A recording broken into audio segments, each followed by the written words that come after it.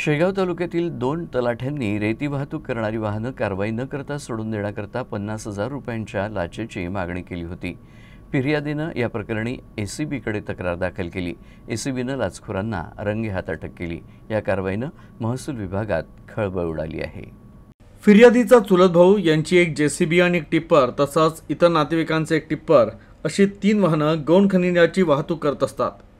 10 September रोजी माटरगाव शिवाराचे तलाठी अरुण डाबेराव यांनी ही वाहनं पकडून 3ही वाहनं अवैध मुरुम उत्खनन करण्याकरता जात असल्यामुळे त्यांच्यावर कायदेशीर कारवाई करून शेगाव तालुका कार्यालयात लावतो असा इशारा दिला।